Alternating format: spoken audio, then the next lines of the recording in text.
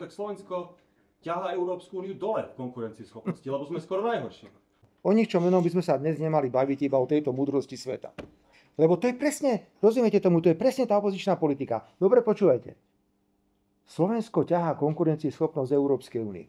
On pôjde na tribúnu, on to bude vykrikovať celému Slovensku. Malé 5,5 miliónové Slovensko, ťahá konkurencieschopnosť Európskej únie. Je tu najhoršie na svete. Nič horšie na svete neexistuje, ako je Slovensko. Nič to Pani poslankyňa.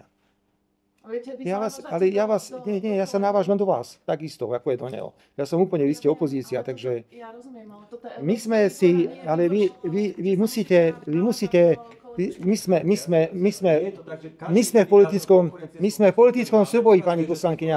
My sme v politickom súboji, v takom politickom súboji sme, počkajte, my sme v takom politickom súboji, pani poslankyňa, v takom, že kvôli mojim názorom ľudia, ktorí sú blízki opozície, ma chceli zastreliť. My sme v takom súboji. Tak mi teda dovolte, ale to počkajte ešte raz, akože nie je.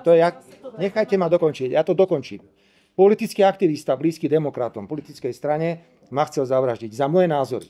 Tak dovolte, ak ma chcel niekto zabiť za moje názory, aby som ja mohol prísť na zasadnutie výboru, mali ste možnosť postaviť otázky a dovolte mi, aby som ja si povedal svoj názor na veci, ako sú tu. Ale takéto blbosti, že Slovensko ťahá dole konkurencieschopnosť Európskej únie, nebudem tolerovať. Rozumiete tomu? Ja nie som trojročný chlapec, aby som tu počúval pred médiami a ľuďmi, ktorí vedia, koľko je 2x2, ktorí majú IQ vyššie ako drevený vláčik, aby tu niekto rozprával, že slovenská ekonomika, Slovensko, my vlastne likvidujeme Európsku úniu a my ničím neprispievame. Prepáčte, ďakujem, toto je asi najlepší záver. Vladimír Putin patrí do Hágu a nie do Budapešti a my by sme nemali vítať, že Maďarsko, náš partner, náš sused, sa rozhodlo vedome ignorovať rozhodnutie Medzinárodného súdu a zatýkač, ktorý bol na prezidenta Putina vydaný. Ja neviem, tak chcete mier alebo nechcete mier? Čo chcete? Je vašim prvoradným cieľom zatvoriť Putina? Asi áno. Keď vás počúvam, tak prvoradným cieľom slovenskej opozície nie je mier, ale zatvoriť Putina. A hovoríte, že na čo vlastne, akože jaký summit, že to vlastne pomáha Trump teraz Orbánovi vo voľbách. To si fakt myslíte, že Trump nemá nič na robote, len chodí do Budapešti podporovať Viktora Orbána pri jeho voľbách, ktoré má v apríli 2026? Nebláznite. Trump si veľmi dobre uvedomuje, čo sa deje. A opäť, hovorili ste s Vladimírom Putinom? Nehovorili. Hovorili ste so Xi Jinpingom? Preboha. Vy ste odpadli. No normálne by ste umreli, keby ste sa porozprávali s ruským prezidentom. No dostali by ste koprivku normálne, nie? Dostali by ste infekciu, keby ste sa s ním bavili. Však snáď sa dá o miery rozprávať len vtedy, ak sa budeme o miery normálne s ľuďmi baviť. Ja sa teda dostanem k jednej téme, ak dovolíte. Americká delegácia došla do Moskvy a ponúkla Putinovi tento deal. Deal spočíval v tom, celý Donbas, celý Luhansk, Krym a Záporoží a Kersone zostanú tam tie línie, ako sú. Keď došiel Putin na Aliešku, tak sa spýtal Trumpa, je naozaj na stole tento deal? Na to povedal Putin, beriem, lebo Trump to potvrdil.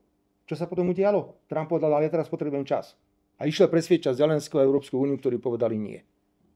A znovu sme tu, oni pochopil aj Trump, aj Putin, že ak do toho nechajú, aby do toho im lietávali ďalšie prvky, tak to budú vždy vyhodené do dohody. Vždy to tak jednoducho bolo. Dnes si musíme priznať jednu vec. Môžete tu teoretizovať a robiť mierové semináre, koľko chcete. Mier bez odozdania časti území, ktoré sú dnes na Ukrajine, nie je možný. Alebo máte iný nápad? Ideme nahádzať atomové zbrane na seba? Dnes to tak je jednoducho. To je realita. A túto realitu si uvedomuje už aj ukrajinský prezident, túto realitu si už uvedomuje americký prezident a ďalší. Preto ten summit, pretože pochopil americký prezident Trump, že si nemôže nechať hovoriť do vecí, na ktoré má vplyv, pretože má 100-krát viacej rozumu, ako majú Briti a Francúzi. Napriek tomu, že má podstatne väčší jadrový potenciál ako Briti a Francúzi, tak má podstatne viacej rozumu.